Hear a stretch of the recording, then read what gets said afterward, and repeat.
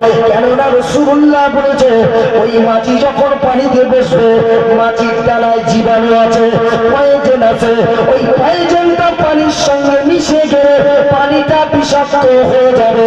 যদি তুমি খেয়েছো তোমার ডায়রিয়া হতেই হবে।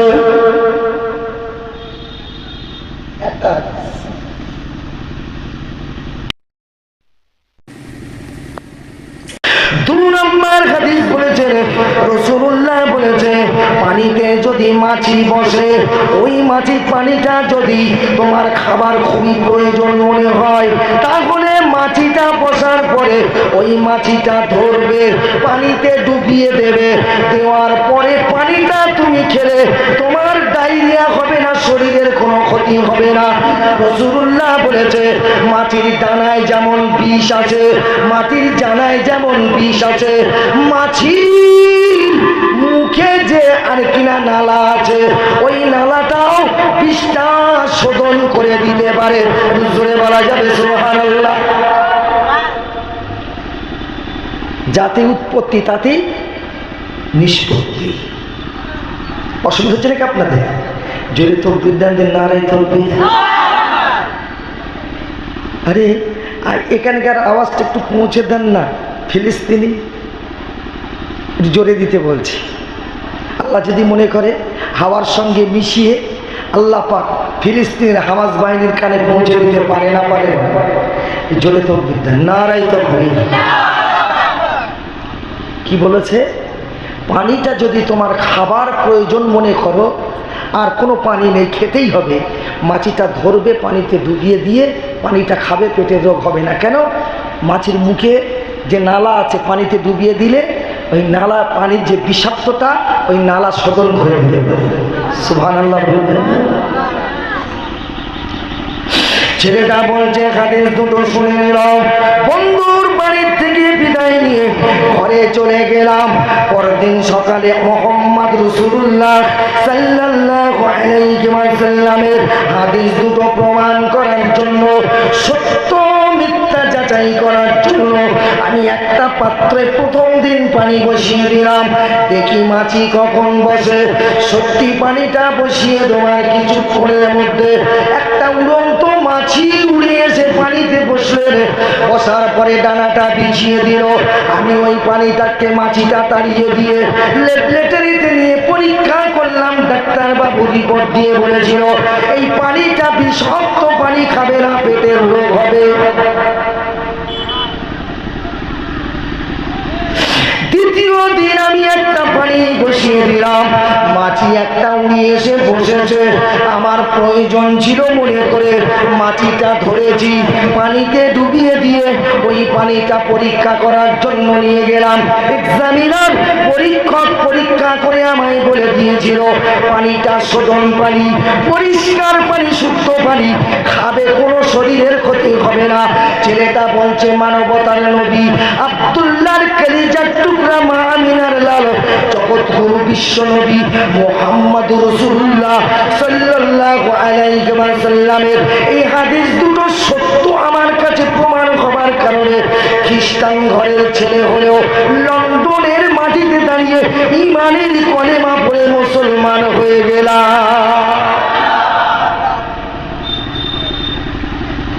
খ্রিস্টান ঘরের ছেলে বিশ্বাস করলো নবীর কথা। আজকে মুসলমান যদি বিশ্বাস করত নবীর হাদিসগুলো, এদের দুর্দশা এমনটা হতো। কথা বলছেন না? যে কোরআন মুহাম্মদ শুনিয়েছে সেই কোরআন শুনে মানুষ পালে পালে ঈমানের কলেমা পড়ে মুসলমান হয়েছে। যে কোরআন রাসূলের কাছ থেকে পেয়ে সাহাবায়ে কিরামেরা পড়েছে, মানুষ শুনে মুগ্ধ হয়ে পালে পালে ঈমানের কলেমা পড়ে মুসলমান হয়েছে। সাহাবাদের অবর্তমানে তাবেঈরা সেই কোরআন শুনিয়েছে, মানুষ দলে দলে ঈমানের কলেমা পড়ে মুসলমান হয়েছে। তাবেঈরা পড়েছে, মানুষ দলে দলে কলেমা পড়ে মুসলমান হয়েছে। হিন্দুস্তানের বাদশাহ খাজা মঈনুদ্দিন চিশতি আজমিরি রহমাতুল্লাহ আলাইহি সেই কোরআন পড়েছে। লক্ষ লক্ষ মানুষ খাজার হাতে হাত দিয়ে ঈমান ইমানের কলেমা পড়ে মুসলমান হয়েছে। আজকে আমরা মৌলী সাহেব সেই কোরআন শোনাচ্ছি, মানুষ কলেমা পড়া তো দূরের কথা, একটাও না মেনে সমাজের বুকে বসবাস করছে। এর কারণটা কি আপনাকে আমাকে বুঝবার দরকার আছে না? ভুল বললাম নাকি? কথা বলছেন না কেন? একটি হ্যাঁ না বলবেন, খুশি হব। কিছু লোক চলে গেছে, আমি তাদের কাছে অপছন্দনীয় কি? সবাই তো একজনের কাছে, সবার কাছে একটা মানুষ প্রিয় হতে পারেন কি ভাই, ঠিক কিনা? এখন তো সব লোকসভার ভোটে, একটা কথার কথা বলছি, লোকসভার ভোটে যদি পার্লামেন্টে কিন্তু রাইটাস থেকে যদি দিদি কিংবা দাদা নেতা নির্বাচিত করে, এলাকায় ঝামেলা হবে না? আরে ওকে না দিয়ে ওকে দিলে ভালো হতো, একটা দলবাজি। এই জলসায় 5টা বক্তা এনেছে, একটা কথার কথা, কমিটি বাছাই করে এনেছে ঠিকই, কিন্তু শ্রোতাদের কাছে কারুর পছন্দ কারুর অপছন্দ থাকবে। এতে আমি একদম দুঃখ পাইনি। তার কারণ হলো, আমি তো কোরআনের কথা, রাসূলুল্লাহর হাদিসের কথা দুটো শোনাবো, কি ভাই ঠিক কিনা বলে? যার ভালো লাগবে সে শুনবে। কথায় কথা বাড়িয়ে ফেলেছি, আপনাদেরও রাগটার হচ্ছে না ভাই? ওহ, তাহলে নবীর হাদিসের কথা বলছি। আচ্ছা ভাই, আমি যে বলেছি খাজা বাবা মঈনুদ্দিন চিশতি আজমিরি রহমাতুল্লাহ আলাইহি হুজুর সেই কোরআন শুনিয়েছে, মানুষ কলেমা পড়ে হিন্দুস্তানের জমিনে একটাও মুসলমান ছিল কি গো? কথা বলে। খাজা বাবার হাতে হাত দিয়ে ইমানের কলেমা পড়ে মানুষ মুসলমান। এখন বর্তমানে ভারতবর্ষে জনসংখ্যা হলো 123 ছাপিয়ে গেছে, 123 কোটি পেরিয়ে গেছে। আমাদের মুসলিম গণনায় বলছে আমরা ভারতবর্ষে এই মুহূর্তে 40 কোটি মুসলমান আছি। জোরে বলুন সুবহানাল্লাহ, চিল্লে বলুন সুবহানাল্লাহ। কত কোটি বলেছি? ব্রিটিশ পিরিয়ডে মুসলমানের সংখ্যা ছিল ভারতবর্ষে 9 জন, 1090 জন, তাই তো নাকি? আচ্ছা আপনারা বলুন, সেদিনে ভারতবর্ষে যারা ইসলামের দুশমান ওরা মার খেয়েছিল না মুসলমানেরা মার খেয়েছিল? কথা বুঝতে পারেননি? এই 90 জন মুসলমান মার খেয়েছিল না মুসলমানেরা মেরেছিল?